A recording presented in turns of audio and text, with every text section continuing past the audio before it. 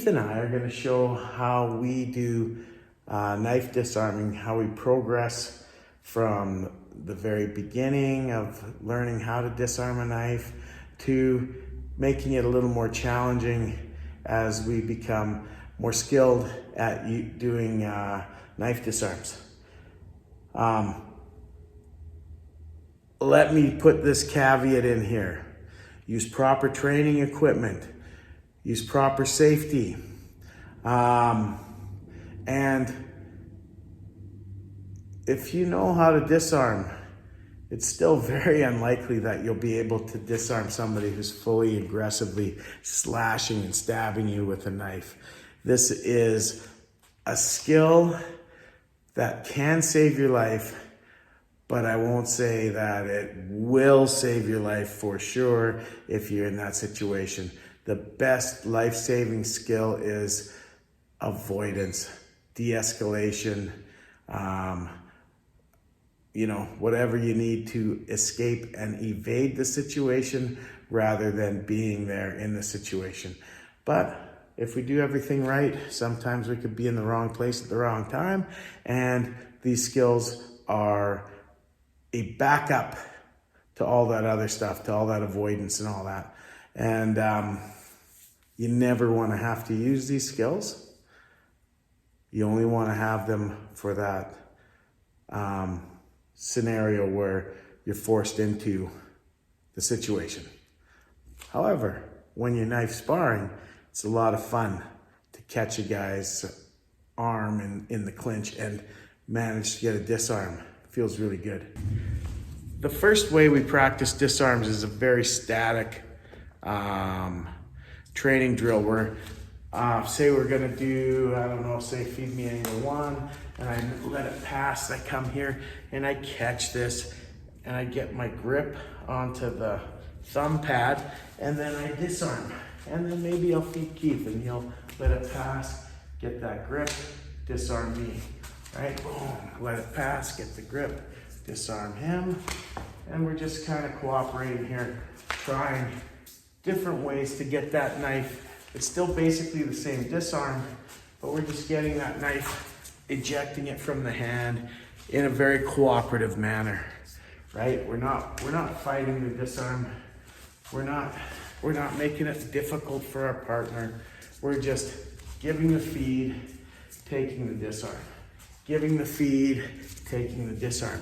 Now, you can take this a little further and attack after, things like that. But really, if you train your students to have this moment after you get the knife to be a moment of assessment rather than a moment of attack. If you do the same thing over and over again and he attacks right away, right? And then we go into something like this where we aggressively attack the person with the knife. We're building that as an automatic response, and we don't necessarily want it to be that automatic response.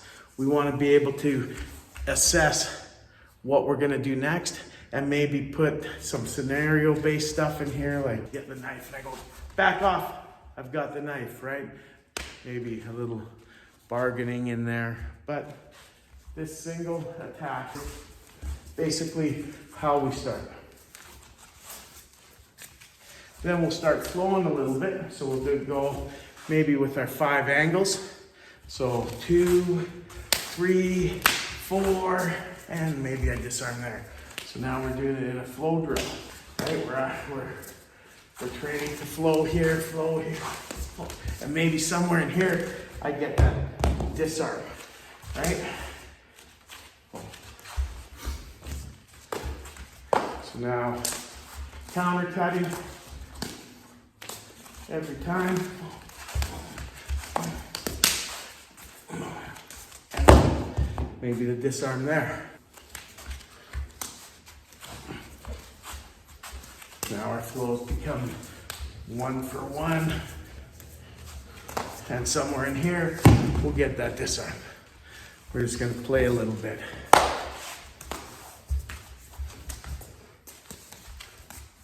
practicing different things here. He should, as we're playing, maybe Keith's gonna get the disarm this time. And then, whoa, we can keep going. Now, as play becomes more aggressive, right? We start countering the disarm a little bit. And having to be creative now.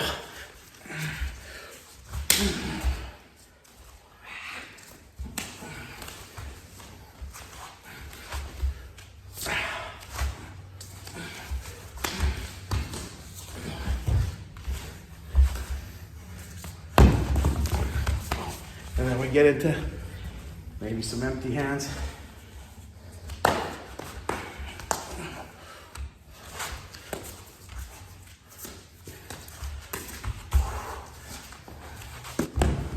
When we actually start sparring, things get way more chaotic and ugly.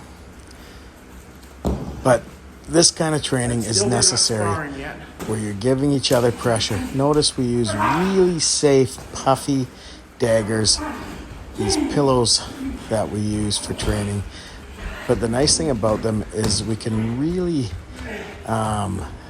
aggressively attack each other with them without actually hurting each other. These are great tools if you use them properly.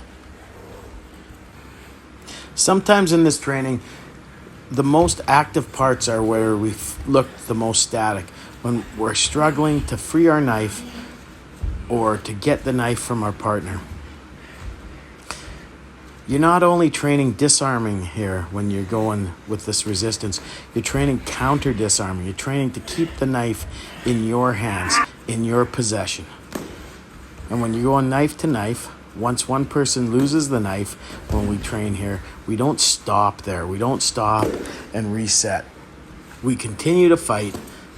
We continue to fight over the remaining knife. And even when that one goes, sometimes we fight empty hand. It doesn't stop when the knife leaves your hand. The fight isn't over when you lose your weapon. Now, we're going to see some of the dangers of this training. You should wear safety equipment like your cup. As you'll see in a second here, a couple seconds. But this is the reality of training a little bit more in a chaotic manner. These kinds of accidents happen and they're part of our learning process. So when you play this way, wear a cup. Sorry, Keith.